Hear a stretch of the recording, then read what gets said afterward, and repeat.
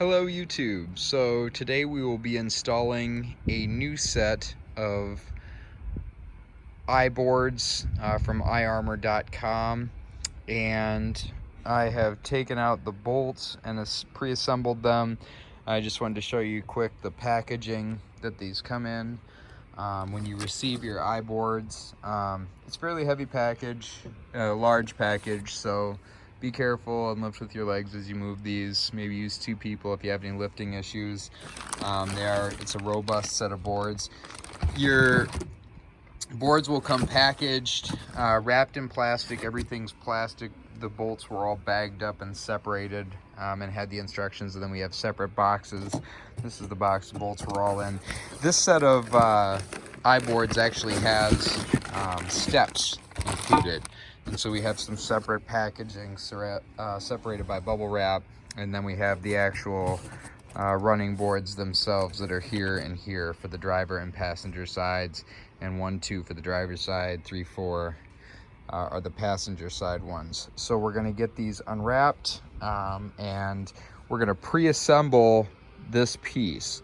So prior to installation, we're going to attach these step pads to the running boards for each side, and then we'll proceed with the installation, and I will go over the bolts and the patterns and instructions at that time. Okay, so we're getting ready to pre-assemble the running boards and mount the step pads to the boards themselves.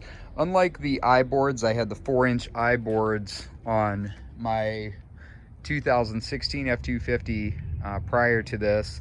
These are a 2-part assembly, and so you'll see that you actually want to mount these step pads to the boards themselves prior to installing the finished assembly to the mounting brackets. And so I'm going to assemble one, show you the finished product, and then I'll walk you through assembling the second one. We have here, as I like to do, I like to set up my bolts in advance, and by setting them up and pre-assembling them, I can see whether I have all the parts. I do appreciate that iArmor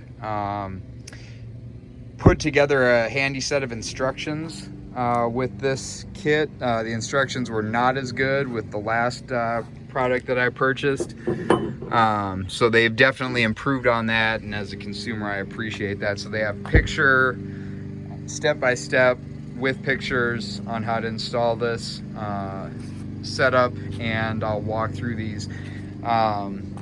Actually, and you'll see I still have my old Ryobi drill. So if you look at my last video from several years ago, that Ryobi is still running. I really like that product for drills. I run Makita's, DeWalt's, Bosch, and Rigid, and I really like those Ryobis.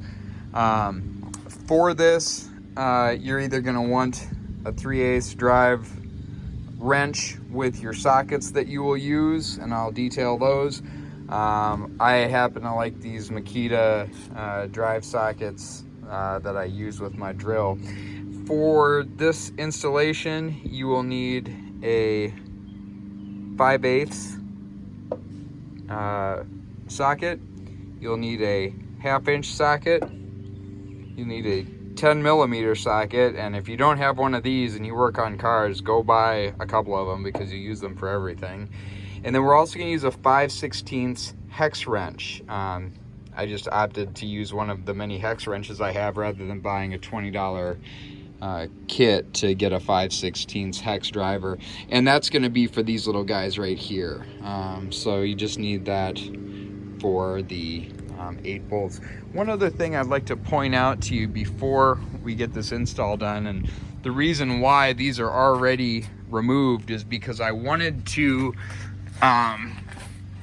paint underneath here. So what I did is I repainted this area. I ground this down with my air tool and put the wire wheel attachment on it. You can use a wire wheel for your drill or any type of grinding material. I wouldn't use anything too aggressive like a grinding disc or anything, because you don't want to abrade the metal too heavily, but you want to clean it up and clean any rust off. In this section, especially if you've ever had a Ford, you know this thing rusts out like crazy. So what I did is I ground it down to bare metal, I prepped it, and then I coated it with some automotive paint. It's not a perfect match for the red, but it does do the trick for protecting the metal. So I ground it down and I painted over it, and you can see some of the corrosion right here.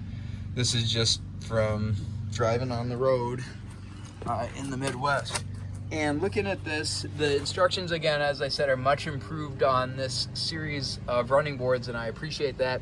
They detail that we'll be using the 2nd, 3rd, and 5th pre-drilled mounting holes in the pinch welds, and we'll go more into that as we actually do the install. But I wanted to point out that if you are replacing running boards, it's worth the time and the life of your truck to clean up those pinch welds and repaint them so that you get good life out of them, because that's also going to help you get good life out of continued running boards. When you're putting on a high quality running board, like these are iArmor products from APS, then you definitely want to take care of the truck that you're mounting them to.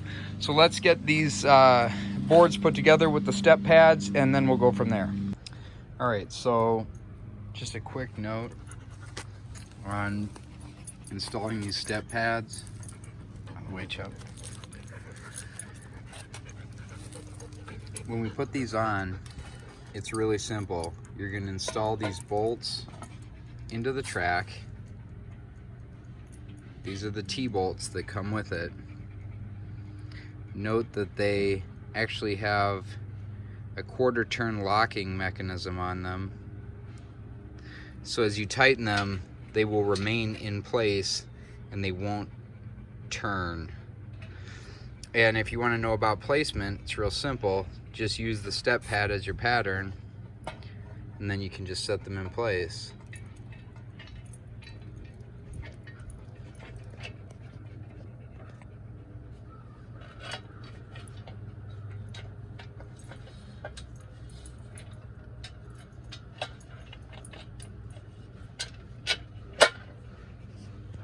And once you set these in place, you want to hand tighten your locking nuts on here. And the reason you want to hand tighten is because, as I will always preach, when you're working with metal, the tolerances are very low, and you're going to install these screws into the top. And so you want to hand tighten all these and leave them loose, flip the running boards over and install this screw and tighten those down using your 5/16 wrench, or if you have a 5/16 driver, you can use that. But if you're using any sort of mechanical driver like I am here, you always want to hand tighten first, A, so you don't strip the threads, and B, so that you can adjust the tolerances. I did tighten these all the way down the first time and noted that when I went to install these screws, they were offset a little bit, so I had to loosen up the bolts on the back, put these 2 screws in first. So hand tighten these, get them all on loosely, and they're locking nuts, so they're not going anywhere. Once you hand tighten them down, they're not going anywhere. They also have some blue thread locker on them too, so they're really going to be solid. And then flip it over, put the 2 screws in the top, and then you can flip it back over and wrench these down using your wrench or your driver, and that will help you get the best fit. We're in the process of installing the running boards now, and let me show you how these little T-head screws actually go in so you can see this. They twist in. There's a T, twists in, and you can see that little collar on it locks it in place. You can't turn it. You can turn it this way, because you're tightening the nut down. It's going to keep the T aligned. I'm just going to break this down Barney style. When you look at these, lock nuts, they have a little collar on the top. Do you see that? So that's just like a regular hex nut, and this side of the nut is collared. The bolt goes in through that side and protrudes from this side. This little rubber gasket right here locks the nut in place. So I'm sure a lot of you already know that, but in case you don't, you want to insert it so that the bolt comes in through the top and goes out through the bottom. That allows it to lock in place. So the proper way to employ this is to use your washer, and you'll see that there's an actual flat side, and then there's kind of a beveled side. You can almost more feel it with your finger, and you'll insert the bolt and then the washer, and then the nut goes on top of that like that. So what we're doing, and again, I always just preach this, hand tighten everything first, and you'll see why here. We're gonna install these two. We've got two square nuts up here, and the reason they're square nuts is because we actually have to slide these in from the front over there, the front of the track, right up there, and the front of this track underneath. Get the square nuts, and they won't turn at all because their heads are square. I'll show you a picture of them in a second. The driver front support bracket attaches to this bracket arm right here, like such and like such. The pictures will show it goes opposite. This is the way you want it to go, in an L shape, so that you bolt your 8mm bolt through here, and then your 6mm square head goes here, and your other 6mm square head goes in this track on the bottom. The back two brackets at holes, that's at hole pattern number 2. So we're doing hole pattern number 2, hole pattern number 3, and hole pattern number 5 at the pre-drilled hole in the holes in the pinch welds.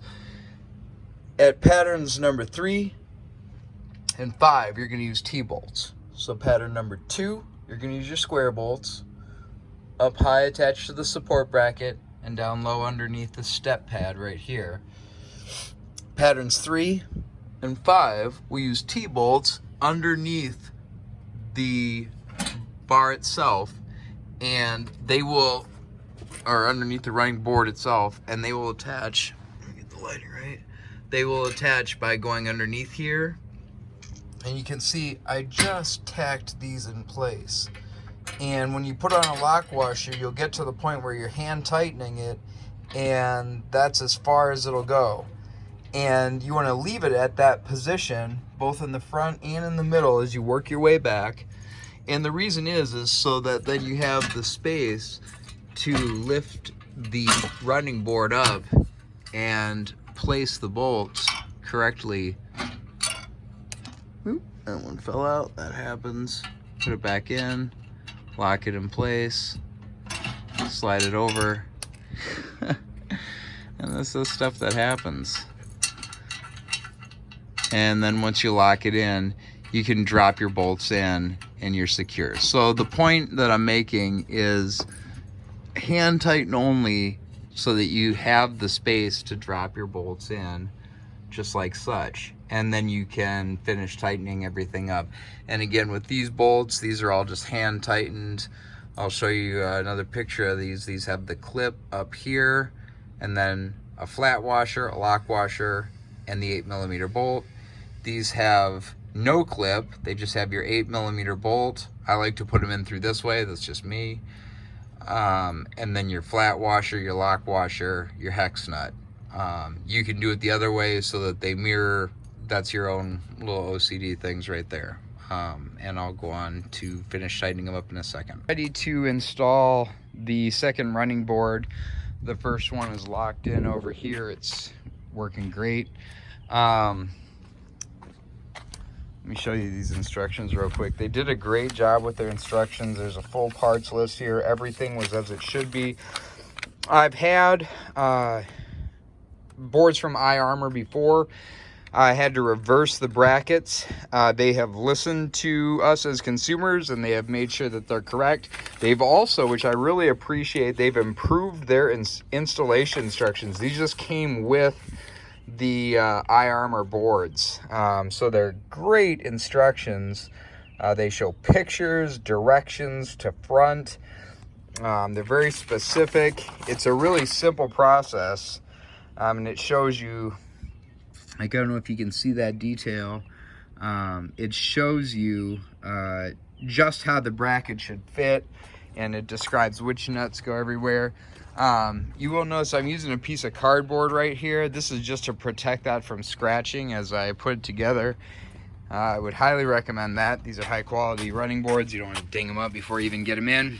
And another testimony to why you want to pre-assemble your sets is so you can just boom, boom, toss them out and you're ready to go. And all your brackets are good to go. I preset this support bracket in place, just hand tightened. And I'm going to show you real quick how to get one of these little clips in. So the threaded portion is going to go in towards the truck body right here. And the way you do that is by inserting it down, twisting it 90 degrees, and pushing it into place. Now you want to make sure that you don't need to fully seat this thing. You just need to get the threaded portion centered. And it's pretty tight, so I'm just going to take my little wrench and just very lightly just tap, tap, tap on it so I get this threaded portion centered. That's more important than getting it fully seated. There at the point where it's, see you can see right here, it's actually gone past a little bit. That's actually really good that that happened. So you can see if you fully seat this, it'll go past. You would rather have this centered right here. And so I'll push this back, but that's a good opportunity for you to see that. This is the part that you want to have centered, this threaded portion, rather than having this fully seated. So as you put that in, we're going to put these clips go in the top holes, and then in these bottom holes at the pinch weld will be your bolt assemblies that have the 2 washers, your lock washer, and your hex nut on them. We're going to do it at hole pattern number 2, number 3, and way back there at number 5. So we have our passenger side rear, passenger side center. They're center and rear interchangeable. And our passenger side front, which as I showed you, I pre-installed the support bracket. What I'll do here is just hand tighten this. And when I say hand tighten, I mean literally hand tighten. I like to start with the clip portions because there's less moving parts, and we're literally just tightening it by hand. And we prevent any cross threading, and we get it in securely enough that it will stay in place. We make sure all of our bolt holes line up with the pattern, and we're good to go. And then when we hand tighten them like this, if we do need to adjust this up or down at all, it's very easy to move it up or down and make sure that we're level and we get our correct gap that we want to see for our placement. As we're installing this last bracket arm, I'm going to show you the proper positioning for your washers. You have what's called a flat washer right here. It's called a lock washer right here.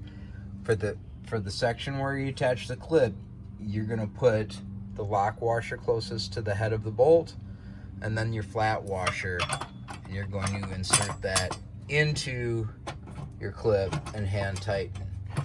For the bolt assemblies that use a bolt, a hex nut, 2 flat washers, and a lock washer, your assembly is going to look like this. So you have your bolt head, flat washer, your bracket arm goes right here in between. Then you have another flat washer, your lock washer, and then your nut, okay? So that's the only difference.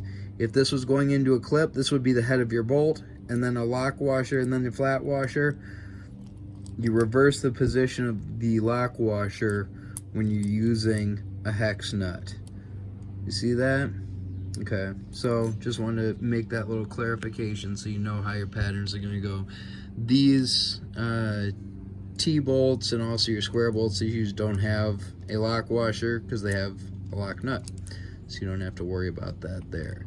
It simply goes on like that, and you'll see the assembly goes like that because these T-bolts fit in and then turn, as you've seen. So the washer goes right above the nut, just like that.